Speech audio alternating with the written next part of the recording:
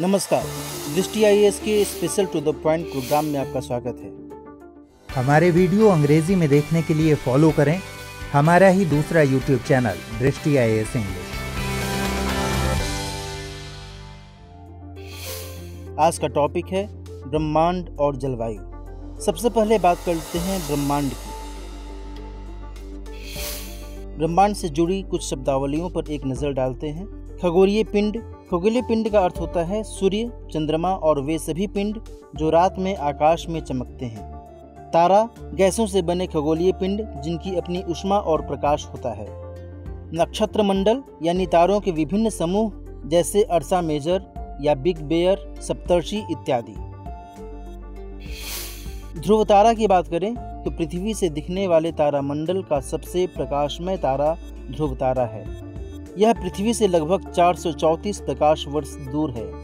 ध्रुव तारा पृथ्वी के उत्तरी गोलार्ध के निकट स्थित है, यानी दुनिया में अधिकतर जगहों से ध्रुव तारा उत्तर दिशा में स्थित प्रतीत होता है। इसी कारण तारों से मार्गदर्शन लेते हुए समुद्र या रेगिस्तान जैसी जगहों से निकलने वाले यात्री अक्सर ध्रुव तारे का प्रयोग करते हैं। ग्रह का मतलब होता है ऐसे खगोलीय पिंड जिनमें अपनी ऊष्मा और प्रकाश नहीं होता। ये तारों के प्रकाश से प्रकाशित होते हैं। यदि हम सौरमंडल की बात करें तो सूर्य, 8 ग्रह, उपग्रह और अन्य खगोलीय पिंडों का समूह सौरमंडल कहलाता है। सौरमंडल के केंद्र में सूर्य है और सूर्य की बात करें तो यह गर्म गैसों से निर्मित तारा है। सौरमंडल के सदस्यों के लिए ऊष्मा और प्रकाश का स्रोत सूर्य ही है। इसकी सतह का तापमान लगभग 6000 डिग्री सेल्सियस है। यह पृथ्वी से लगभग 15 करोड़ किलोमीटर दूर स्थित है। इसके प्रकाश को पृथ्वी तक पहुंचने में लगभग 8 मिनट 16 सेकंड का समय लगता है। चंद्रमा की बात करें तो पृथ्वी का एकमात्र प्राकृतिक उपग्रह चंद्रमा है। यह पृथ्वी से लगभग 3,84,365 किलोमीटर दूर स्थित है। इसका गुरुत्वाकर्षण बल पृथ्वी के गुरुत्वाकर्षण बल का 1/6 है। यहाँ कम गुरुत्वाकर्षण बल के कारण वायुमंडल अनुपस्थित है। इसे पृथ्वी का एक चक्कर लगाने में लगभग 27 दिन का समय लगता है। यह इतने ही समय में अपने अक्ष पर एक चक्कर पूरा करता है। इस कारण हमें चंद्रमा का एक ही हिस्सा दिखता है। अब बात करते हैं क्षुद्र ग्रह की।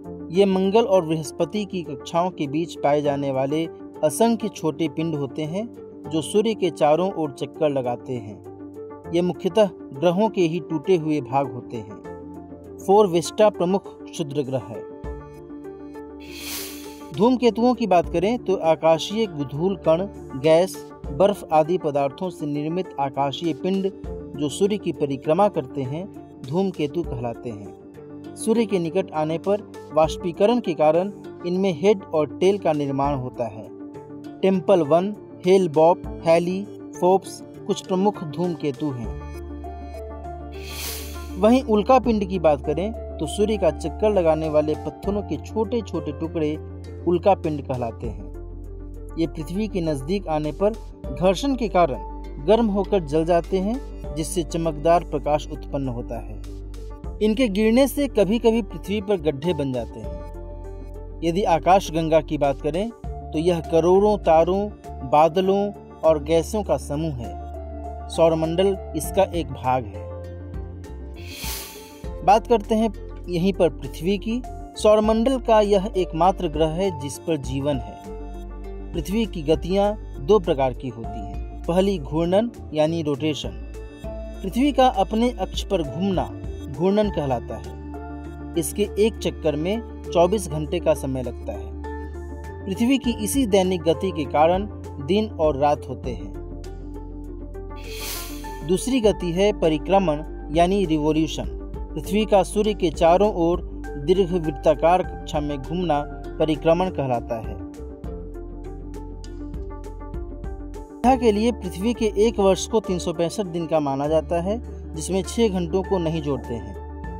प्रत्येक 4 वर्ष में बचे हुए 6 घंटों को जोड़कर 24 घंटे का एक दिन बनता है, जिसे फरवरी माह में जोड़कर लीप वर्ष कहा जाता है। पृथ्वी पूरे कक्ष में एक ही दिशा की ओर झुकी होती है। इस झुकाव और सूर्य के चारों ओर पृथ्वी की स्थिति में परिवर्तन के कारण ऋतु परिवर्तन होता है।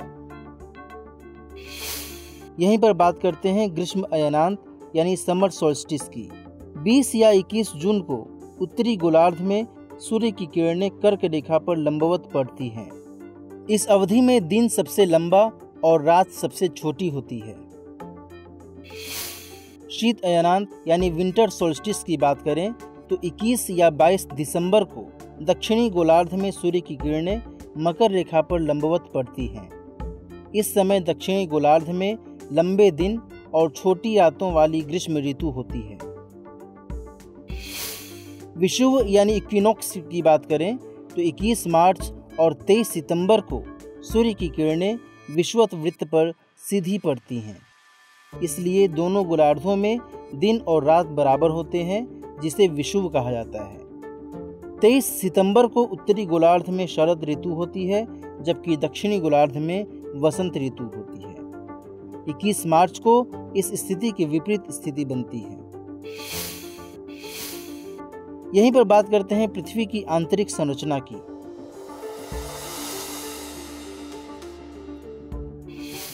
पृथ्वी की आंतरिक संरचना में भूपर्पटी की बात करें तो यह महाद्वीपों के नीचे 35 किलोमीटर और महासागरों के नीचे 5 किलोमीटर तक है।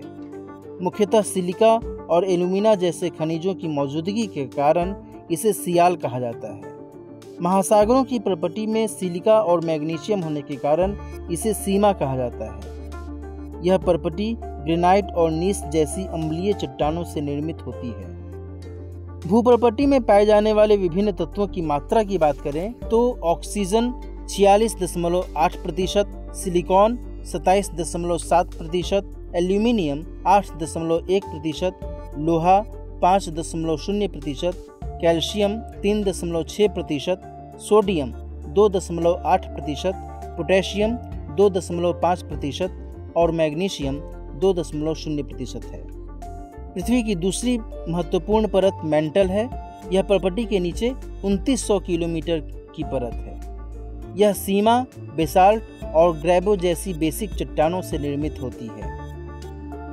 सबसे नीचे में यानी कोर की बात करें तो यह सबसे आंतरिक परत है, जो मुख्यतः निकेल और फेरस से बने होने के कारण नीफे कहलाती है। यहाँ ताप और दाब उच्च होता है। यहीं पर बात करते हैं पृथ्वी की कुछ चट्टानों की। आग्नेय चट्टानों की बात करें तो मैग्मा के ठंडे होकर ठोस होने से यह निर्मित होती है। सबसे पहले निर्मित होने की वजह से इन्हें आधारभूत प्राथमिक चट्टान भी कहते हैं, जैसे बेसाल्ट और ग्रेनाइट। अवसादी या परतदार चट्टानों के संदर्भ में बात करें तो विखंडित ठोस पदार्थों, जीव जंतुओं और पेड़ पौधों के जमाव से इनका निर्माण होता है। इनमें जीवाश्म पाए जाते हैं। ये चट्टानें धरातल के लगभग 75% हिस्से पर मौजूद हैं। वहीं रूपांतरित या कायांतरित चट्टान की बात करें तो आग्नेय और अवसादी चट्टानों में ताप, दाब और रासायनिक क्रियाओं से बदलाव के कारण इनका निर्माण होता है। उदाहरण के लिए क्वार्ट्जाइट, संगमरमर, स्लेट, ग्रेफाइट और हीरा इत्यादि। अब बात करते हैं जलवायु की।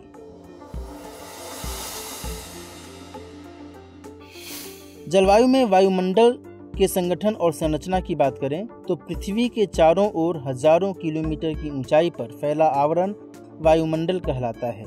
यह पृथ्वी पर ऊष्मा संतुलन की अहम वजह है। वायु में भार होता है और धरातल पर इसका जो दबाव पड़ता है वह वायु दाब कहलाता है। समुद्र तल पर यह 1034 ग्राम प्रति वर्ग सेंटीमीटर होता है। वायुमंडल की कुछ महत्वपूर्ण गैसें हैं। इनमें nitrogen 78.08%, oxygen 20.24%, organ 0.93%, carbon dioxide 0.03%, neon 0.018%, helium 0.0005% और ओजोन 0.00006% है। वायुमंडल की संरचना नीचे से ऊपर की तरफ यदि देखें तो सबसे नीचे में क्षोभ मंडल, इसके ऊपर समताप मंडल, इसके ऊपर मध्य मंडल, इसके ऊपर आयन मंडल और सबसे बाहर में बाह्यमंडल होता है।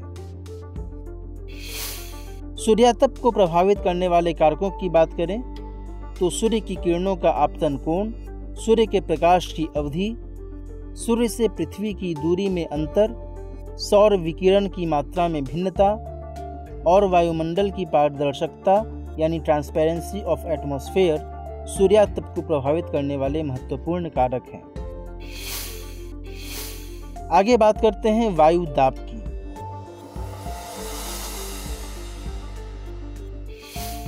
वायु दाब का मतलब होता है प्रति इकाई क्षेत्रफल पर वायु के स्तंभ का भार। यह सागर तल पर सर्वाधिक होता है। वायुमंडल में जलवाष्प की मात्रा बढ़ने पर वायु दाब में कमी आती है। वायु दाब की कुछ महत्वपूर्ण पेटियां हैं, उनका भी जिक्र कर लेते हैं। पहली है विषुवतीय निम्न दाब पेटी। इसका विस्तार विषुवत रेखा के दोनों ओर 5 डिग्री अक्षांशों तक है। सूर्य की किरणें वर्ष भर यहाँ पर लंबवत पड़ती हैं। यहाँ पर तापमान उच्च होता है और वायुदाब निम्न होता है। दूसरी पेटी है उपोष्ण कटिबंध उच्च वायुदाब की पेटी। दोनों गोलार्धों में 25 डिग्री से 35 डिग्री अक्षांशों के बीच इसकी अवस्थिति होती है। पृथ्वी की दैनिक गति और वायु के अवतलन यानी नीचे बैठने के कारण यहाँ पर वायुदाब उच्च होता है। यह पेटी उच्च अक्षांश भी कहलाती है। यहाँ प्रति चक्रवात की स्थिति यानी एंटी साइक्लोन की स्थिति उत्पन्न होती है। यहाँ पर स्वच्छ मेघ रहित आकाश और विश्व के लगभग सभी मरुस्थल भी इसी पेटी में पाए जाते हैं। तीसरी पेटी है उपध्रुवीय निम्न वायुदाब पेटी। आर्कटिक और अंटार्कटिक वृत्तों के पास 60 डिग्री से 70 डिग्री अक्षांशों के बीच दोनों गोलार्ध में वर्ष भर निम्न तापमान, लेकिन पृथ्वी की घूर्णन गति के कारण यहाँ पर निम्न वायुदाब होता है। यहाँ पर शीतोष्ण चक्रवात की उत्पत्ति होती है। चौथी महत्वपूर्ण पेटी है ध्रुवीय उच्च वायुदाब पेटी। ध्रुवीय क्षेत्रों में अत्यधिक निम्न ताप के कारण यहाँ पर पूरे वर्ष उच्च वायुदाब बना रहता है।